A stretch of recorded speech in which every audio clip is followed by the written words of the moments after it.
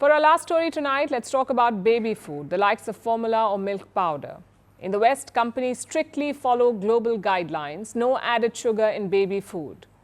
But in the global South, things are different.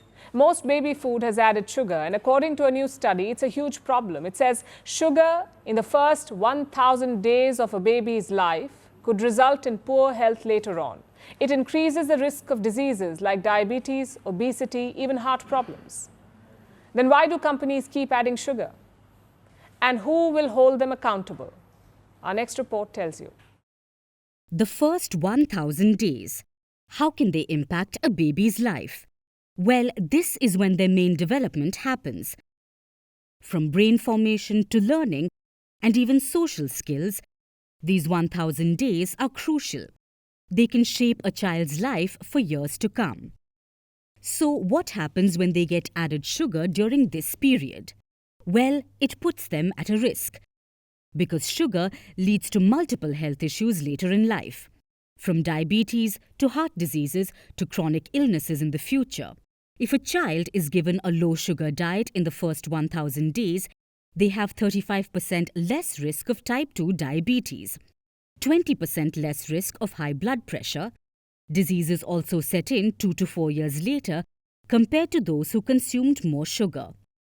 So, how much sugar should a child consume? Now, all foods have some amount of sugar. Those are called naturally occurring sugars, like in fruits and milk. But then come added sugars, the kind added to foods during processing or preparation. The American Heart Association says kids aged 2 or more should consume less than 25 grams of added sugar. That's around 6 teaspoons. Those below 2 should not consume any added sugars. That's the global guideline. Yet, children below 2 are consuming more added sugar than ever. Why? Because of its presence in baby food. From formula to baby milk powder, cereal, porridges, pureed foods, all of it have hidden added sugars. You may not expect it, but that doesn't mean they aren't there. Look at this UNICEF study. It looked at 1,600 baby foods across Southeast Asia. Nearly half of them included added sugars and sweeteners. Why? Because it keeps the children hooked. More sugar equals more taste.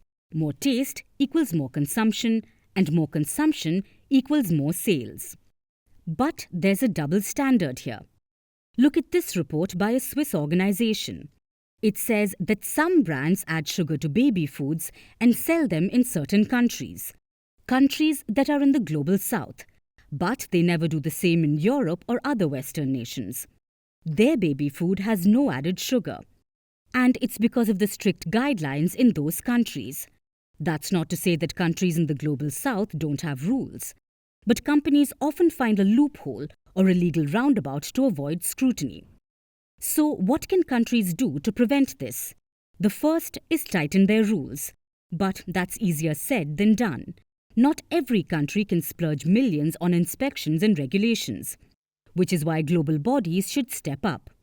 The World Health Organization or WHO guidelines say no added sugars or sweetening agents should be permitted in any food for children under 3. Yet companies openly flout this, especially in the global South. So it's important for global bodies to hold companies accountable and make sure they don't have a harmful effect on the lives of millions of children.